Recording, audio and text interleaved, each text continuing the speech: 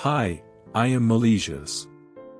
Today, I want to talk to you about a book that is not a novel, not a story, but something far more dangerous. It is a cry from the abyss. A document of despair. A map of a soul lost in the darkness, searching desperately for a single ray of light. We are about to open a confession by Leo Tolstoy.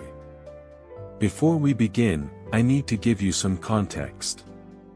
Tolstoy wrote it between 1879 and 1880, when he was around 50 years old. Now, stop and think about that for a moment. At 50, Leo Tolstoy was at the absolute peak of human achievement. He had written War and Peace and Anna Karenina, two of the greatest novels ever written. He was the most famous writer in Russia, perhaps in the world. He had a wife, a large family, wealth, a vast estate called Yasnaya Polyana, and the admiration of an entire generation. He had everything a man could possibly want. And he was about to kill himself. Not metaphorically. Literally. He hid the ropes in his house so he would not be tempted to hang himself.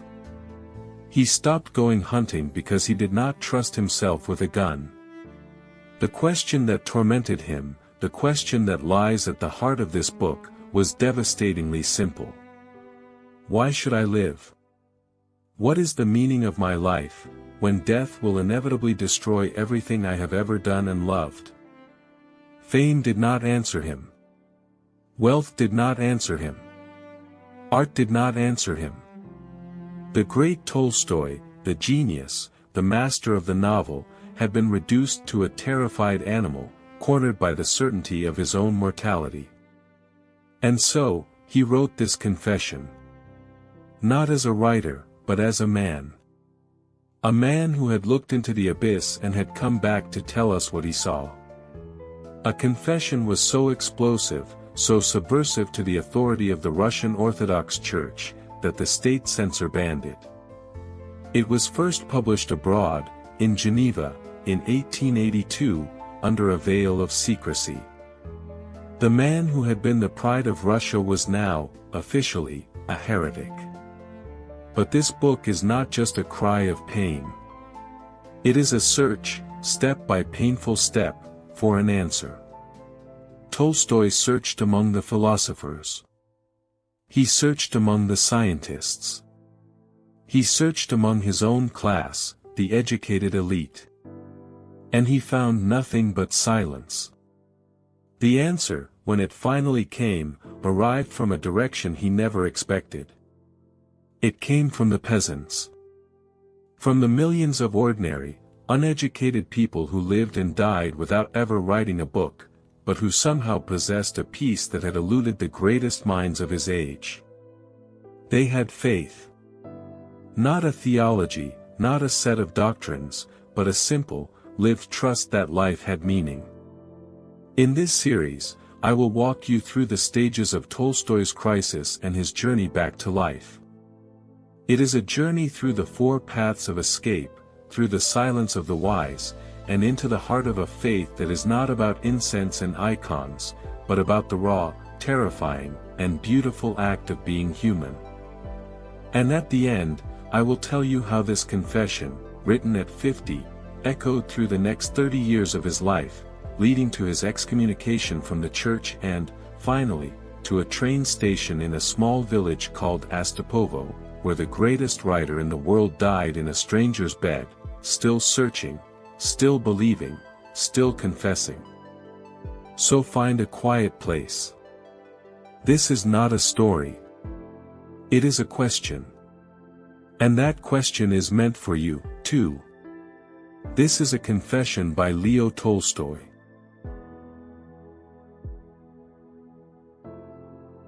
Part 1, The Lost Faith. I was baptized and brought up in the Orthodox Christian faith. I was taught it in childhood and throughout my boyhood and youth. But when I left the university at the age of 18, I no longer believed in any of the things I had been taught. These are the opening words of Tolstoy's confession, and I want you to notice something about them. They are not the words of a rebel. They are not the words of a man who is proud of his unbelief. They are the words of a man who is simply telling the truth, quietly, without drama, as if he were describing the weather. I was taught to believe. And then, one day, I didn't. There is something almost chilling in that simplicity. Because what Tolstoy is describing is not a dramatic crisis of faith. It is something far more common and, in its own way, far more terrifying. It is the slow, quiet erosion of belief. The kind that happens not with a bang, but with a shrug.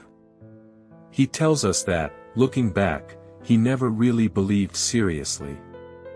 He had merely trusted in what he was taught and in what was professed by his elders. But that trust was fragile. He remembers an incident from when he was 11 years old. A schoolboy named Volodya came to visit one Sunday and announced, with the casualness of a child reporting the weather, that there is no God and that everything they were being taught was just an invention. Tolstoy and his brothers did not react with horror. They did not defend their faith. They became excited. They found the idea interesting and entirely possible. The seed of doubt had been planted, and it found soil that was already prepared. And here, let me pause for a moment, because I think Tolstoy is showing us something profoundly important about the nature of belief. Faith, for him as a child, was never a living reality. It was a set of external rules, a catechism to be memorized, a church to be attended on Sundays. But it had no connection to the actual lives people lived. He observed that the people who publicly professed orthodoxy were often dull-witted, cruel, and self-important. Meanwhile, the people who displayed intelligence, honesty, and moral conduct were often unbelievers. What was a young boy supposed to conclude from that? That religion was a costume. Something to be worn on special occasions, but never to be confused with real life. I remember reading Voltaire when I was very young, Tolstoy writes.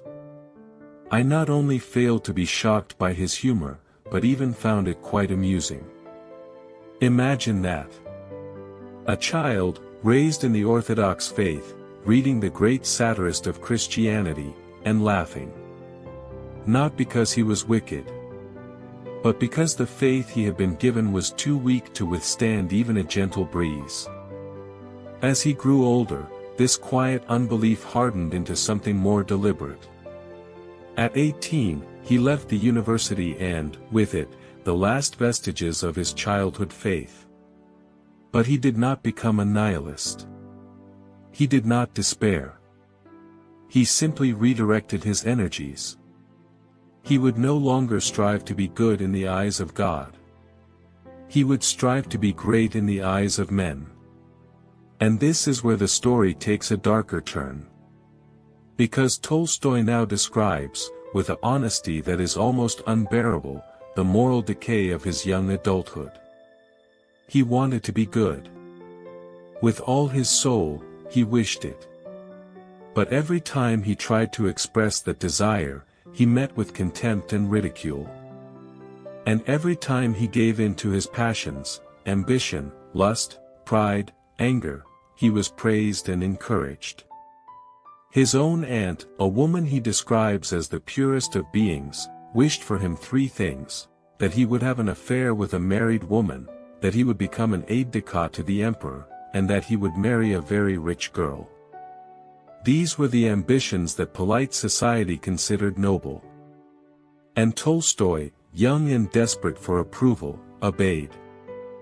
I cannot think of those years without horror, loathing, and heartache, he writes. I killed men in war and challenged men to duels in order to kill them. I lost at cards, consumed the labor of the peasants, sentenced them to punishments, lived loosely, and deceived people. Lying, robbery, adultery of all kinds, drunkenness, violence, murder, there was no crime I did not commit.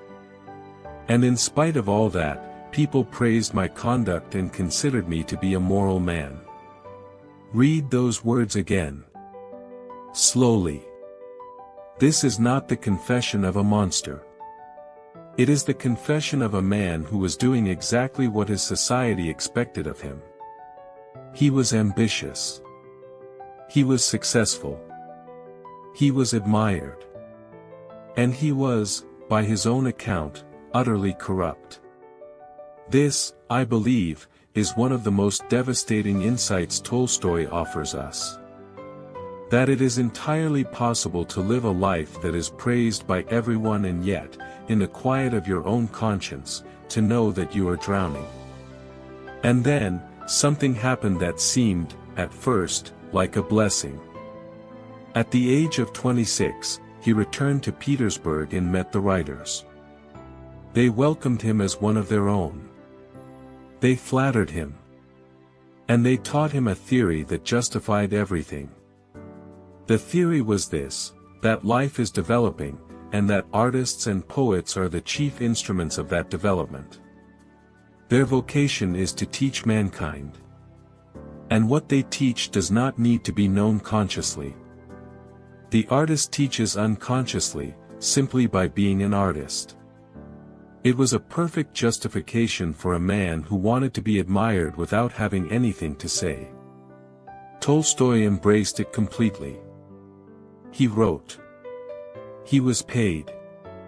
He had excellent food, fine lodging, beautiful women, and fame. And he was considered, by himself and by others, to be one of the greatest teachers of humanity. But beneath the surface, something was rotting. He noticed that the writers among whom he lived were, as a group, among the most immoral, vain, and petty people he had ever met. They fought constantly. They schemed against each other. They were obsessed with money and fame. And yet, each one of them believed himself to be the instructor of mankind. Tolstoy began to see the absurdity. He compared them to patients in an insane asylum, each one convinced that he alone was sane and that everyone else was mad. He left the writers, but he kept their theory for himself. He was still the teacher of mankind. He just didn't know what he was teaching. And so, the young man who had lost his faith in God had now, slowly and painfully, begun to lose his faith in everything else. In society. In art. In progress. In himself. He was drifting, and he didn't yet know it. But the questions that would eventually consume him had already begun to form, quietly, in the depths of his soul. Questions that no amount of fame, no amount of money, no amount of praise could silence. What is the meaning of my life? Why am I here? And what awaits me when I die? These questions, dormant for years, were about to awaken. And when they did, they would come with a force that would nearly destroy him.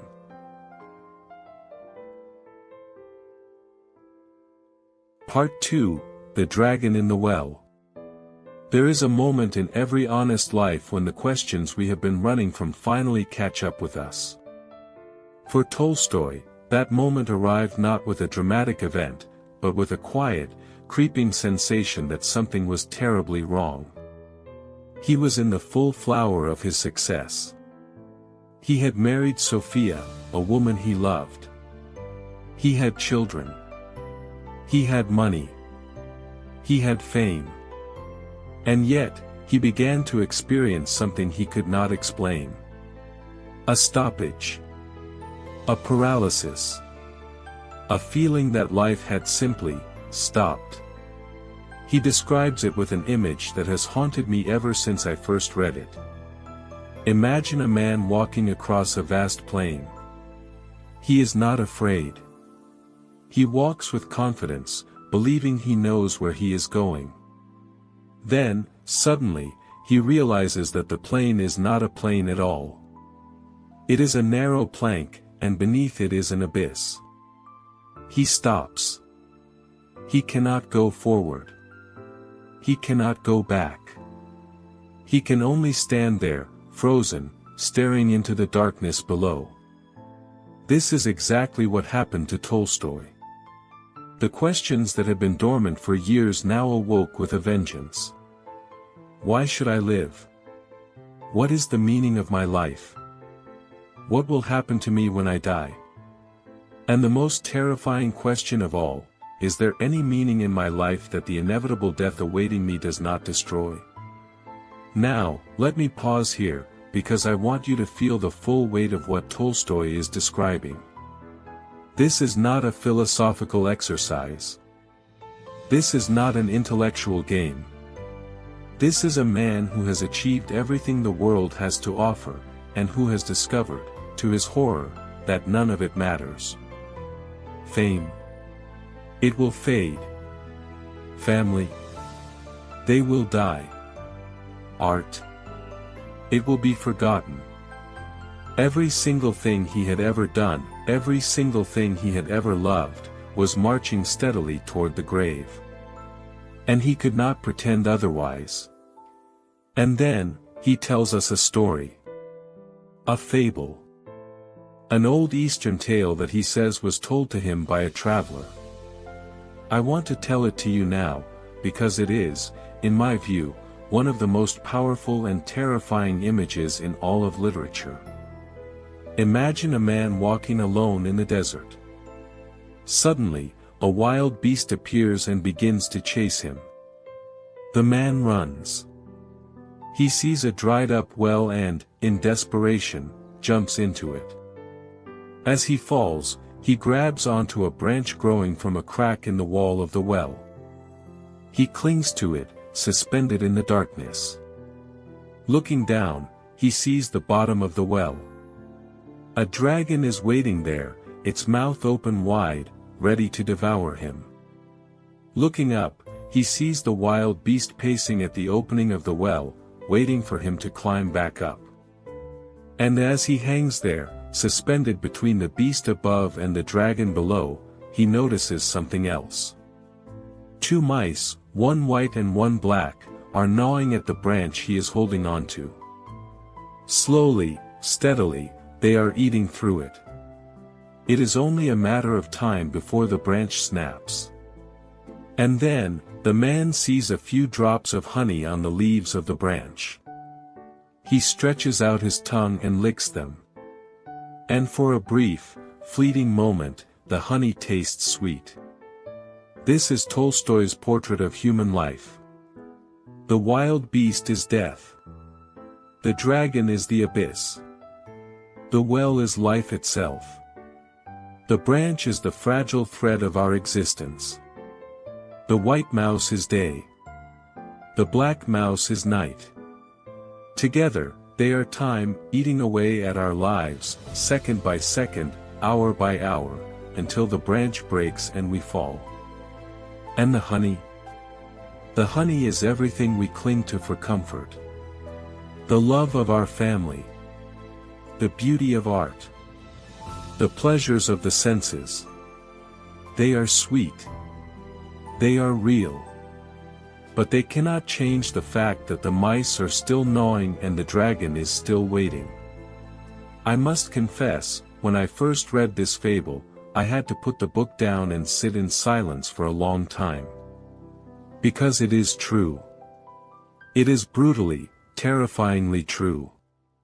We spend our days licking honey, trying to forget the mice. We distract ourselves with work, with entertainment, with ambition. We tell ourselves that we are building something, achieving something, becoming something. But all the while, the mice are gnawing. And we know it. Tolstoy, unlike most of us, could no longer ignore the mice. He could no longer pretend that the honey was enough. And this, I think, is where his confession becomes not just a personal document, but a mirror. He is holding it up to us and asking, quietly, without accusation, what are you doing? What are you living for? And is it enough? The questions that had begun as a whisper now became a roar. And Tolstoy, the great writer, the master of human psychology, found himself utterly unable to answer them. He had reached the end of his rope. Or rather, he had realized that the rope had never been there at all. In the next part, we will follow him as he searches desperately for an answer among the philosophers and the scientists, only to discover that the wisest minds in human history had no answer to give him. The silence of the wise is about to descend.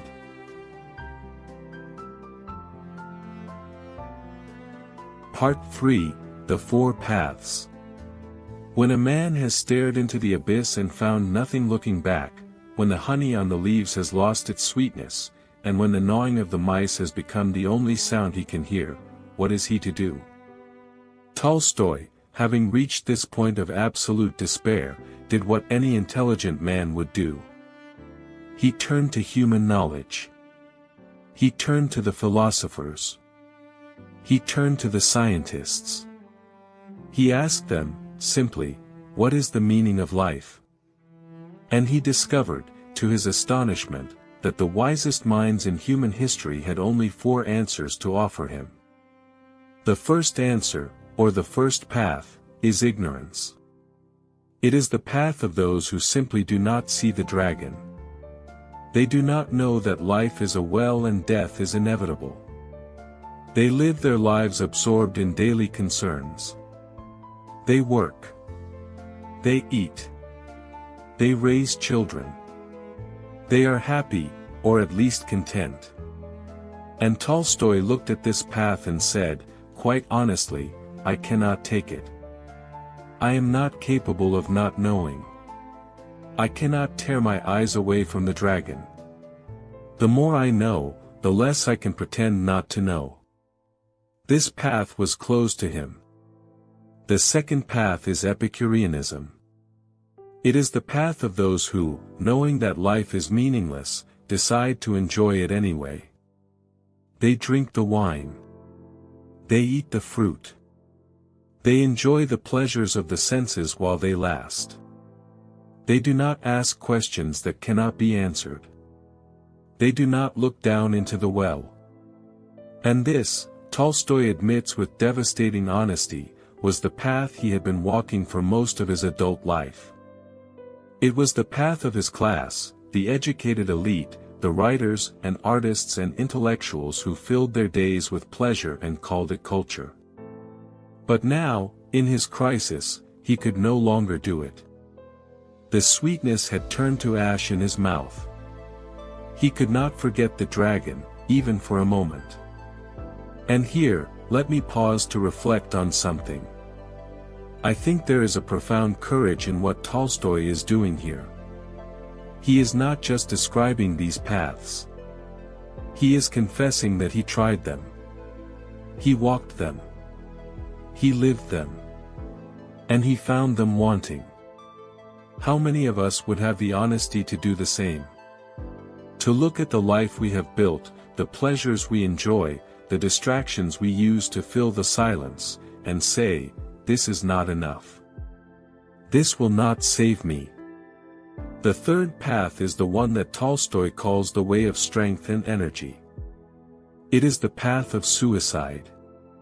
It is the path of those who, having understood that life is an evil and a nonsense, decide to end it. They act consistently. They see the dragon, they know the branch will break, and they choose not to wait. Tolstoy writes that he contemplated this path with a terrifying seriousness. He hid the ropes in his house so he would not be tempted. He stopped going hunting because he did not trust himself with a gun. The author of War and Peace, the most celebrated writer in Russia, was afraid to be alone with himself because he might do what his own logic demanded. But he did not take this path. Why? He tells us, with a humility that is almost painful to witness, that he was too weak. He was too cowardly. He could not bring himself to do what his intellect told him was the only honest solution. And so he was left hanging, suspended between the four paths, unable to choose any of them. The fourth path is the one he calls the way of weakness. It is the path of those who, like him, see the truth, know that life is meaningless, and yet do nothing. They cling to the branch. They keep licking the honey. They know it is all for nothing, but they lack the strength to either change or end it. They live in a state of perpetual anguish, caught between the logic of despair and the instinct to survive. This was Tolstoy's path. And it was, he says, the worst of all. Because it was a life of contradiction. A life of knowing and yet not acting. A life of suspended agony. Now, I want you to pause with me for a moment and consider what Tolstoy has just done. He has laid out the four possible answers to the question of life's meaning. And he has rejected every single one of them. Ignorance is impossible. Pleasure is empty. Suicide is too hard. And endurance is torture. He has reached the end of human wisdom, and human wisdom has nothing left to offer him. The silence of the wise, which he will explore in the next part, is about to descend. The greatest minds in history, the philosophers and scientists he admired, could only offer him these four paths. And not one of them led anywhere but despair. What do you do when the best answers humanity has to offer are not enough? Where do you turn when the wise are silent? For Tolstoy, the answer would come from a direction he never expected. But we are not there yet. We are still in the darkness with him. And the darkness, for now, is absolute. Part 4, The Silence of the Wise. When a man is drowning, he does not ask for a lecture on the physics of water. He does not want a chemical analysis of the fluid that is filling his lungs. He wants a rope. He wants a hand. He wants something, anything, that will pull him back to the surface. Tolstoy, drowning in his own despair, turned to the greatest minds in human history, expecting to find a rope. What he found instead was a library full of lectures on the physics of water. He divided human knowledge into two broad categories, the experimental sciences and the speculative sciences, by which he meant philosophy. And he approached each of them with the same desperate question. What is the meaning of my life? What is the purpose of my existence? Why am I here? The experimental sciences, he discovered, did not even attempt to answer his question. When you ask a scientist, what is the meaning of life, the scientist replies, well, let me tell you about the composition of stars. Or, let me explain how cells divide. Or, let me describe the evolution of species over millions of years. All of these are fascinating. All of them are true, in their own way. But none of them answers the question that Tolstoy was asking. The question was not, how does the universe work? The question was, why should I live? And here, let me pause for a moment, because I think Tolstoy is putting his finger on something that is deeply relevant to our own time. We live in an age of extraordinary scientific knowledge.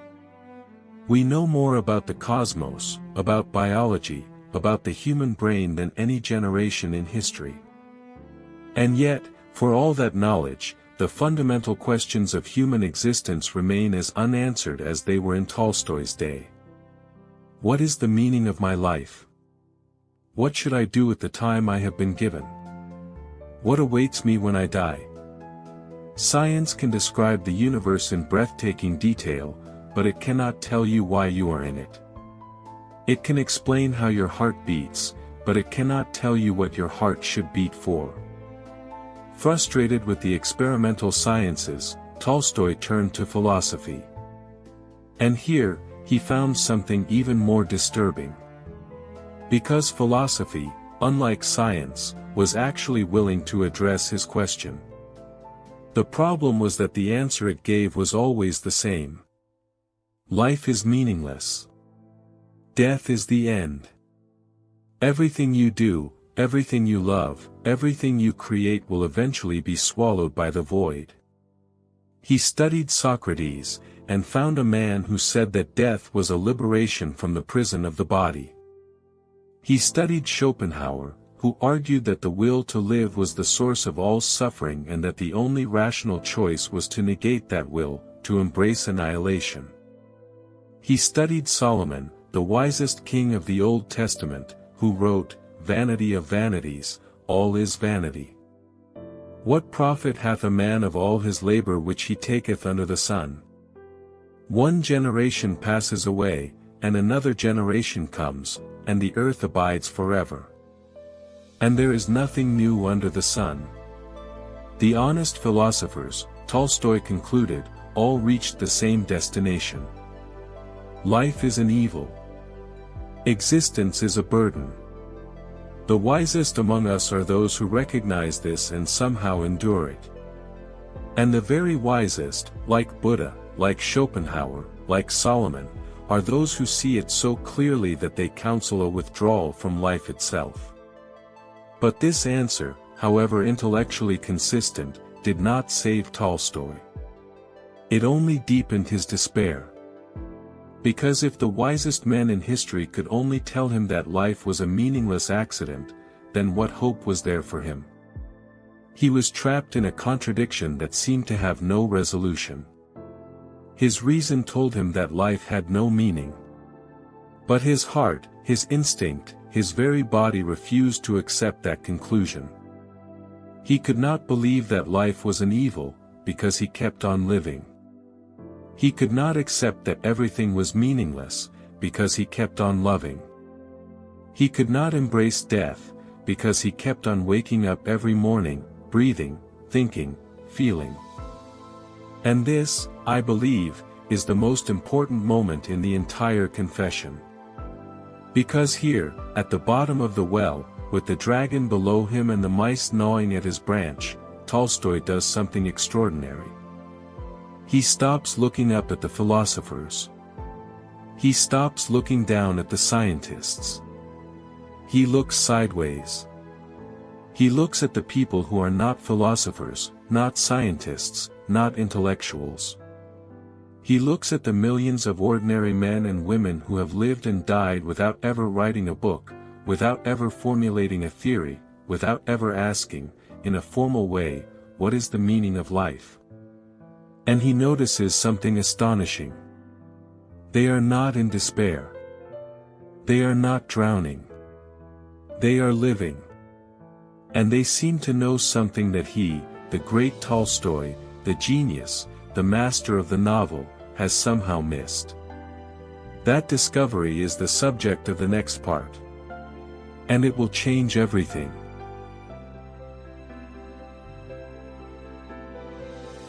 Part 5, The Faith of the Peasants. There comes a moment in every deep crisis when you realize that the people you thought had the answers are just as lost as you are. For Tolstoy, this realization was both devastating and liberating. The philosophers, the scientists, the writers, the intellectuals of his own class, they had all failed him. Their wisdom was a fortress with no door. Their knowledge was a library full of books that could not answer the only question that mattered. Why should I live? And so, in a gesture that I find both humble and magnificent, Tolstoy stopped looking up. He stopped gazing at the stars through a telescope made of philosophy. He stopped listening to the professors and the critics and the poets who spoke beautifully about the meaning of life but had never actually found it. Instead, he looked around. He looked at the millions of ordinary men and women who had never read Schopenhauer, who had never debated metaphysics, who had never written a single word about the purpose of existence. He looked at the peasants. And what he saw there, in the fields, in the villages, in the simple wooden churches of rural Russia, was something that stopped him in his tracks. These people were not in despair. They were not drowning in existential dread. They were not pacing their rooms at 3 in the morning, terrified by the thought of death. They were living. They were working. They were loving. They were dying. And they were doing it all with a quiet, unshakable sense that their lives had meaning. Now, let me pause here, because I want to speak directly to you. This part of Tolstoy's confession is the part that moves me most deeply. Because what he discovered is that meaning is not a theory to be understood. It is a life to be lived. The peasants did not have answers in the intellectual sense. They could not have written a philosophical treatise on the purpose of existence. But they knew why they got up in the morning. They knew why they worked, why they loved, why they endured suffering with patience, why they faced death with a calmness that Tolstoy, with all his genius, could not summon.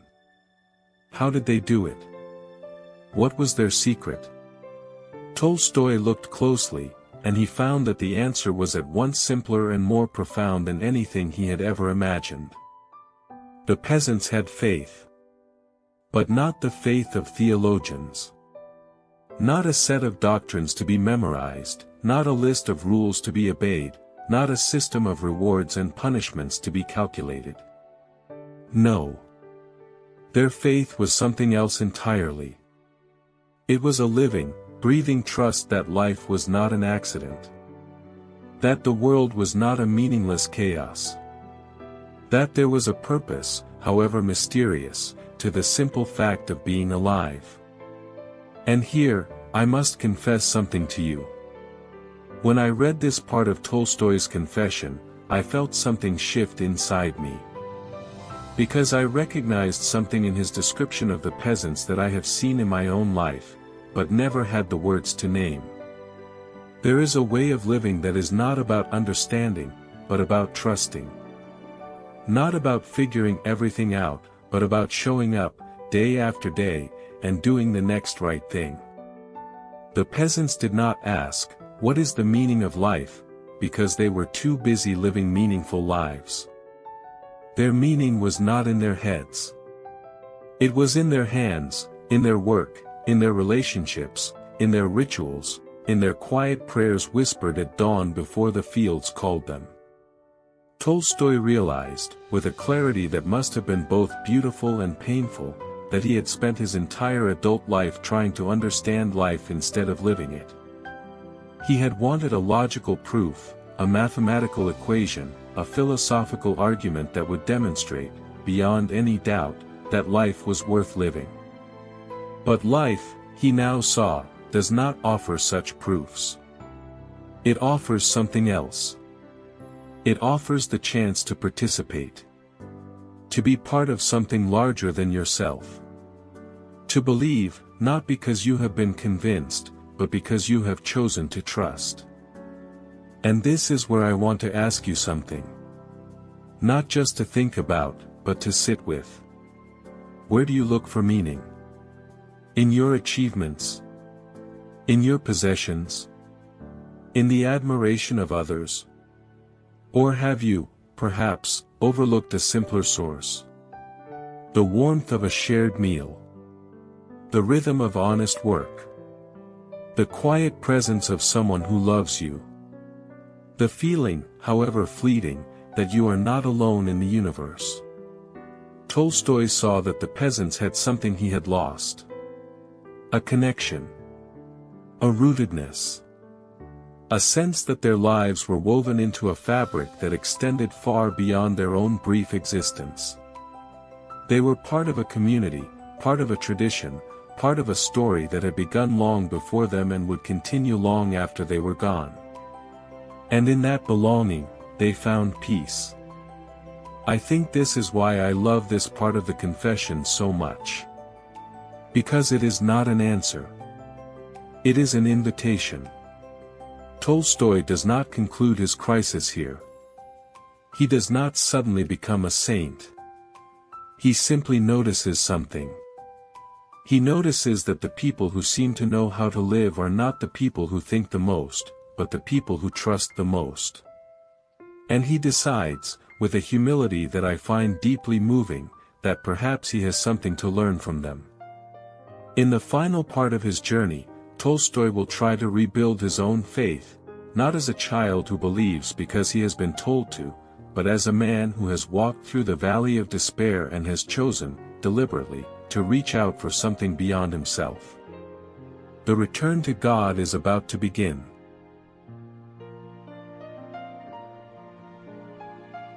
Part 6, The Return to God.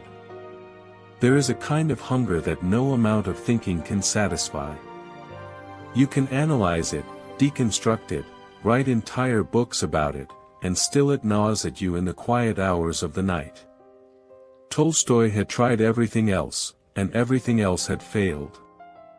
And so, in a moment that must have felt like surrender, he did something that his younger, prouder self would have mocked. He began to pray. He did not pray with conviction. He did not pray with a clear theology. He prayed like a drowning man reaching for a hand he was not even sure existed. He writes, with a humility that I find devastating, that he would say, "Lord, have mercy on me," and then immediately feel foolish. What was he doing? To whom was he speaking? Did he really believe that there was a God who listened? He did not know. He could not have answered those questions with any intellectual certainty. But he kept praying anyway. Because the alternative was the abyss. And the abyss, he had already discovered, had nothing to offer him but despair. And then, something began to shift. Not a dramatic revelation. Not a voice from heaven. Not a sudden, blinding light. But a quiet, almost imperceptible change in the way he experienced the world. He began to notice that when he believed in God, life felt meaningful. And when he did not, life felt meaningless. This was not a philosophical argument. It was an observation, as simple and as undeniable as noticing that the sun is warm. Let me pause here, because I think this is one of the most important moments in the entire confession, and I want to make sure we do not rush past it. Tolstoy is not saying that he now has proof that God exists. He is not claiming to have solved the problem of evil or to have answered all the objections of the skeptics. He is saying something far more radical. He is saying that the question, "Does God exist?" is not the right question. The right question is, what happens to my life when I believe, and what happens when I do not?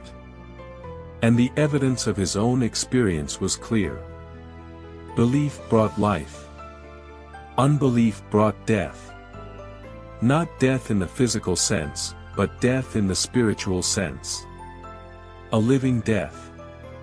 A death of meaning, of purpose, of hope. And so, he made a choice. Not a conclusion, but a choice. He chose to believe. Not because he had been logically persuaded, but because he had discovered that belief was the only thing that allowed him to live. He writes, "I understood that faith was not merely an idea, but a force that gave life its meaning and direction." But this choice came with a profound difficulty. Because Tolstoy, as we have seen, was an honest man. Almost painfully honest. And he could not simply accept the religion he had been given as a child. The Orthodox Christianity of his youth, with its incense and its icons and its elaborate rituals, was filled with things that his reason could not accept. Miracles that seemed like fairy tales. Doctrines that seemed like superstitions. He tried to participate in the life of the church. He took communion. He attended services. But he found himself cringing at things that seemed intellectually indefensible. And yet, he noticed something extraordinary. When he set aside the doctrines and the rituals and simply looked at the essence of the faith, at the teachings of Jesus themselves, he found a truth that was not only believable but transformative. The Sermon on the Mount. The commandment to love your enemies. The call to forgive without limit. The teaching that true life is found not in accumulating wealth or power, but in serving others. These were not abstract philosophical principles. They were instructions for living. And they worked. When he tried to live according to them, his life improved. When he ignored them, his life deteriorated. This, I believe, is the heart of Tolstoy's spirituality. He did not accept a packaged religion. He did not check his brain at the door of the church. He wrestled. He doubted. He argued. And in the end, he extracted from Christianity what he believed to be its essential core. The belief that life has meaning. That we are here for a purpose. That love, not power, is the ultimate reality. And that our task, our only task, is to align our lives with that love. Now, I want to say something to you, directly, from my own heart. I find Tolstoy's honesty here almost unbearably moving. Because he does not pretend. He does not give us a tidy resolution. He does not say, I was lost, and then I was found, and now everything is fine. He says, I am still struggling. I am still failing. I am still a man full of contradictions. And yet, in the midst of that struggle, he has found something that sustains him. He has found a reason to get up in the morning. He has found a way to look at the dragon in the well and not be destroyed by it. In the final part of his journey, Tolstoy will describe a dream. A strange, symbolic dream that captures, in images rather than arguments, the essence of everything he has been trying to say. And we will see how this confession, written at 50, echoed through the rest of his life, leading him to reject wealth, to embrace simplicity, and to walk away from everything he had ever known in search of a truth that could not be found in books.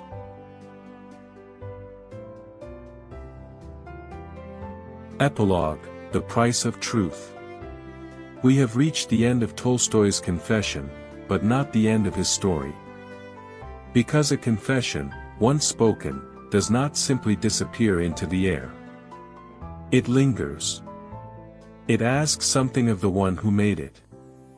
And for Tolstoy, the words he wrote at 50 would shape the next 30 years of his life in ways that were both beautiful and heartbreaking. What moves me most, as I reflect on this man's journey, is not just the crisis he survived, but the life he lived afterward.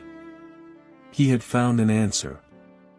Not a perfect one, not a tidy one, but an answer that allowed him to live. He had discovered that meaning is not a theory to be understood, but a path to be walked. And he walked it. Imperfectly, inconsistently, but sincerely. He tried to live according to the teachings of Jesus as he understood them. He gave up his wealth, or tried to. He embraced simplicity. He wrote about peace, about love, about the dignity of manual labor. He became, in many ways, a different man. But the world around him did not change. The Russian Orthodox Church, which he had once belonged to, could not accept his radical reinterpretation of Christianity. He rejected the divine origin of Christ. He called the Church's rituals a form of witchcraft.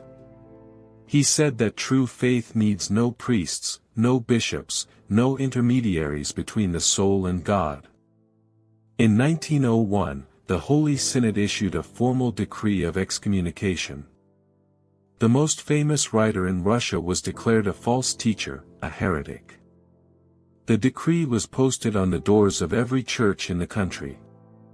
Imagine that. The man who had been baptized into the church, who had been raised in its traditions, was now officially cast out. And yet, Tolstoy did not recant. He did not beg for forgiveness. He responded by saying that truth was the only thing God desired, and that if he ever found a clearer, simpler truth, he would immediately adopt it. There is a quiet dignity in that response that I find deeply admirable. He was not a rebel for the sake of rebellion. He was a man who had looked into the abyss and had found a thread of meaning, and he was not going to let it go, even if it cost him his reputation, his place in society, and his standing with the church. His marriage, already strained, became a battlefield. His wife, Sophia, could not understand why he wanted to give away their property. She feared for her children's future. The tension between them grew unbearable. And so, 30 years after the crisis that produced a confession, the old man did something that shocked the world. On a cold October night in 1910, at the age of 82, he left his home in secret, accompanied only by his doctor. He was fleeing. Not from an enemy, but from a life that no longer reflected the truth he had found. The confession he had written at 50 had become a living force that pushed him out of his own house, out of his own comfort, and onto a train headed nowhere in particular. He was not running towards something. He was running away from a contradiction that had become unbearable. The contradiction between the simplicity he preached and the wealth he still possessed. Between the love he taught and the bitterness that had grown in his home. Pneumonia caught him on the journey. On November 20, 1910, Lev Tolstoy died in a small, modest room at the Ostapovo train station. The greatest writer of his age died not in a palace, but in a stationmaster's house, under a ticking clock, far from the wealth and glory that had once defined him. And so, I ask you, as I ask myself, was this a tragedy, or was it a triumph? He spent the last 30 years of his life trying to align his existence with his beliefs. He failed many times. He was imperfect. He was contradictory. But he never stopped trying. The man who wrote a confession at 50 was the same man who, at 82, walked out into the cold night because he could no longer live a lie. I find that beautiful.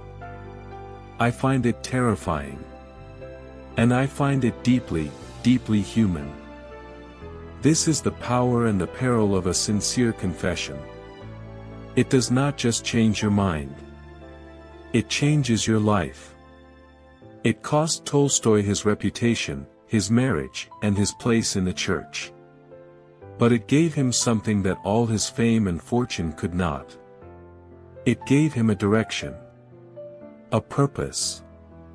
A reason to keep walking, even when the path led into the cold and the unknown.